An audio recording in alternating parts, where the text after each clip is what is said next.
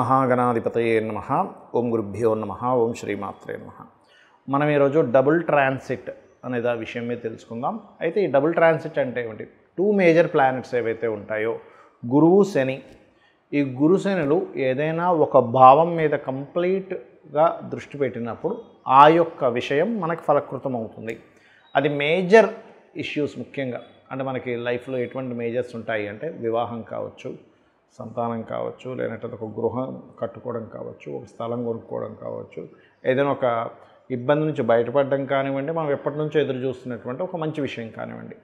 అయితే ఏ లగ్నం వారికి ఏ ఏ సంబంధించినటువంటి విషయాలు ఫ్రూట్ఫుల్ అవుతాయి అనేటువంటి విషయం ఇప్పుడు మనం తెలుసుకుందాం. అయితే ఈ విషయాలు చెప్తుంది నేనైనప్పటికీ కూడా చెప్పేసి సాక్షాత్ లలిత అమ్మవారిగా భావిస్తూ ఒక్కొక్క లగ్నం నుంచి మనం తెలుసుకుందాం.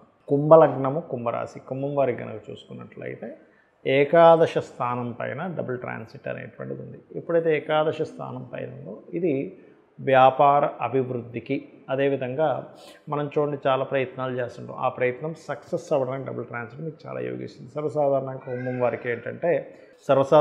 కుంభం వారికి ఏంటంటే లాభస్థానం మీద డబుల్ ట్రాన్సిట్ ఉంది, కానీ రెండవ స్థానంలో ఏలినాడు శని చివరి దశలో ఇంకొక 2 సంవత్సరాలు చిల్లర ఉంది. కాబట్టి ఏమిటి పరిస్థితి అనేటువంటిది భయంలో ఉంటూ ఉంటారు. అంటే ఏలినాడు శనిలో ఉంది కదండి, మరి లాభం ఎలా వస్తుంది అని.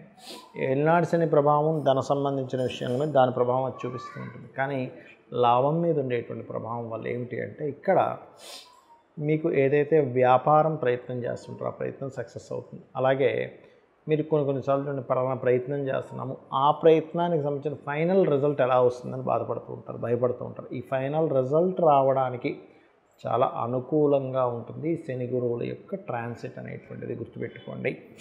అలాగే మరొక విషయం ఏంటంటే ఇక్కడ ఈ కుంభం వారికి ముఖ్యంగా ఈ 2వ స్థానము, 5వ స్థానంలో ఉన్నారు శని గురువులు.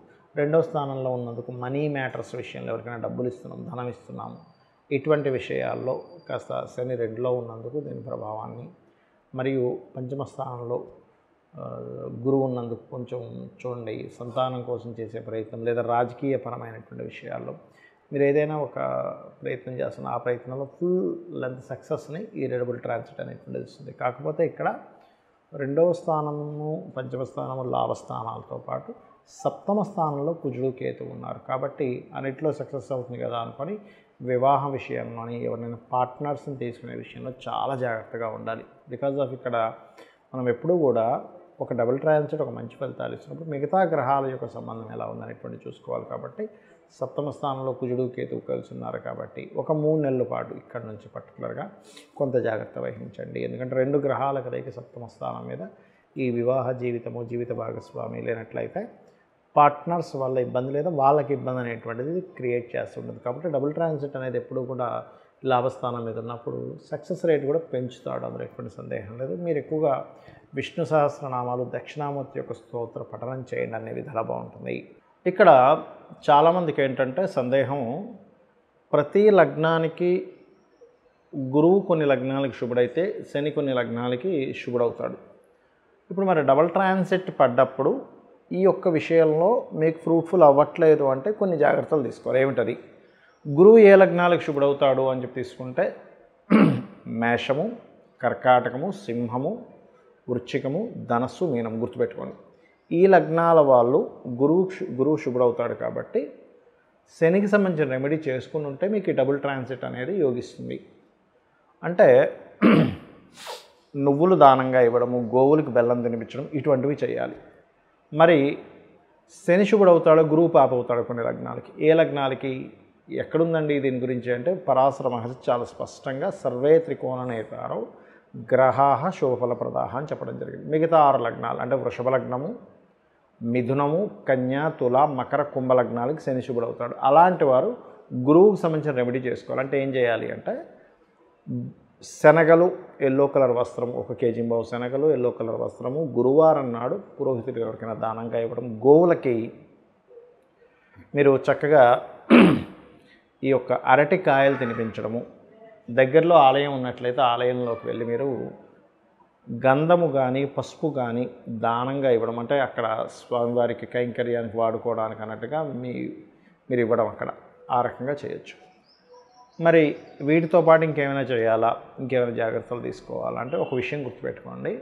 ఇక్కడ ఎప్పుడు కూడా ఈ 2 గ్రహాల యొక్క ప్రభావం ఏదైతే ఉందో కర్మ, జీవ అంటే మీ యొక్క కర్మని అనుభవింపజేసేటువంటి ఒక కాంబినేషన్. అంటే అది మంచి ఫలితాలు ఎక్కువగా ఇస్తుంది. గుర్తుపెట్టుకోండి, ఈ 2 గ్రహాల యొక్క దృష్టి అనేటువంటిది.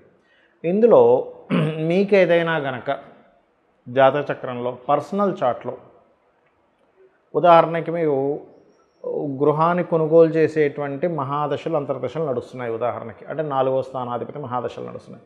దాని మీద కనుక గురుశనుల ట్రాన్సిట్ వస్తే ఇంకా ఖచ్చితంగా కొనేసుకుంటారు.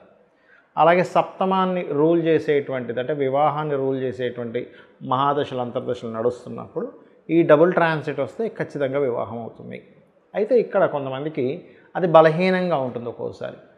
అంటే గృహయోగం మహాదశ నడుస్తుందండి, ట్రాన్సిట్ కూడా వచ్చింది, కానీ ఎక్కడో దగ్గర దాకా వచ్చి మిస్ అవుతుంది అంటూ ఉంటారు. అలాంటి వారికి ఏమిటి అంటే గృహానికి సంబంధించిన మణిద్వీప వర్ణన చేసుకుంటే ఇంకొంచెం దైవబలం తోడవుతుంది. అలాగే మరి కొంతమందికి ధనం ఇచ్చేవండి, ఇప్పుడు ధన సంబంధించిన మహాదశ నడుస్తుంది, ధనానికి ఉన్నటువంటి మహాదశలో అంతర్దశలో నడుస్తున్నాయి.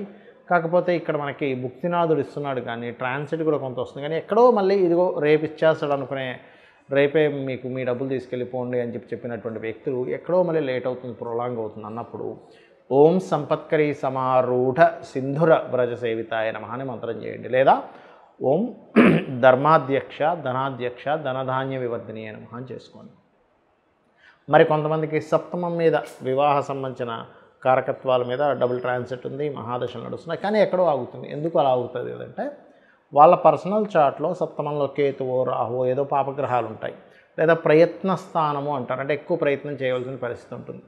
అలాంటప్పుడు కూడా వాళ్ళు ఎక్కువ ప్రయత్నం చేయాలి వివాహం గురించి. అలాంటి వారు ఓం కామేశబద్ధ మాంగళ్య సూత్ర శోభిత కందరాయ నమః అనే మంత్రం చేస్తూ ఉండాలి. అప్పుడు వాళ్ళకి తొందరగా సెట్ అవుతుంది.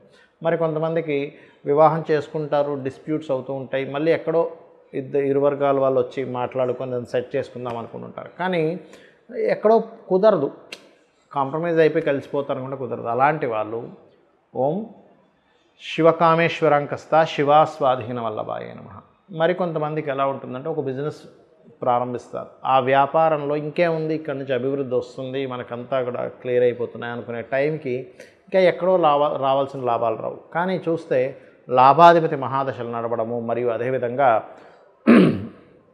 లాభస్థానం మీద ఈ డబుల్ ట్రాన్సిట్ పడడం కూడా జరిగినప్పటికీ ఎక్కడో ఆగుతుంటుంది. దానికి కారణం ఏమిటంటే లాభస్థానం న్యాచురల్గా మీకు 11th హౌస్ ఎక్కడో స్పాయిల్ అవుతుంది. అలాంటప్పుడు ఓం ఇంద్రగోప పరిక్షిప్త స్మరతూనాభజంగికాయే నమః అనే లలిత అమ్మవారి యొక్క నామస్మరణ కనుక చేసినట్లయితే అది ఎలా అంటే మనస్ఫూర్తిగా చేయండి, ఎక్కువసేపు చేయండి.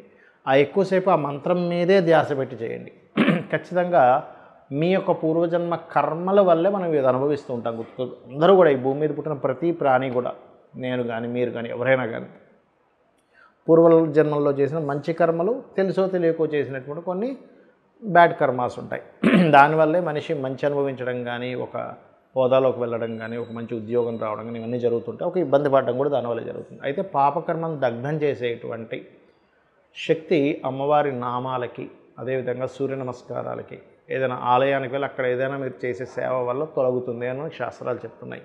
కాబట్టి ఈ మంత్రం సంబంధించినవి చేయండి. అదేవిధంగా మరి కొంతమందికి అప్పులు తీరాలండి, 5th హౌస్ మీద శుభగ్రహ సంబంధాలు వచ్చాయన్నారు. 5th హౌస్ అంటే అప్పుకు నెగేటింగ్ హౌస్ అంటారు కదా, మరి అలాగా అనుకునేటువంటి వారు ఓం అపర్ణాయే నమః. ఇలా మనం 1000 నామాలకి 1000 విషయాల గురించి మనం ఆల్రెడీ యూట్యూబ్లో చెప్పుకున్నాము, మీరు అందులోంచి కూడా కావాలంటే తీసుకోవచ్చు. అయితే ఇక్కడ ఏ నామాన్నైనా మీరు ఉదయం పూట కానీ సాయంత్రం పూట కానీ చేయండి. అలా అని మీరు చాలామందికి సందేహం ఉంది, ఏమంటే స్త్రీలు చేసేటప్పుడు 3 రోజులు గ్యాప్ వస్తుంది కదా, అప్పుడు పరిస్థితి ఏమిటంది? ఏమీ భయపడాల్సిన పని లేదు. అదేవిధంగా మరి కొంతమందికి సందేహాలు ఉన్నాయి, ఏంటంటే మా ఇంట్లో ఎవరో చనిపోయారు, 11 days అయిపోయింది కానీ 1 year వరకు చేయకూడదు అంటున్నారు. అలాంటివి ఏమీ లేదు, 11 days తర్వాత నుంచి మీరు చేసుకోవచ్చు, ఇంట్లో పూజ ఎవ్రీథింగ్. కాబట్టి చేయండి. ఖచ్చితంగా మీకు అమ్మవారి అనుగ్రహంతో మీకు అన్ని శుభాలు కలగాలని మనస్ఫూర్తి కోరుకుంటూ శ్రీమాత్రే నమః.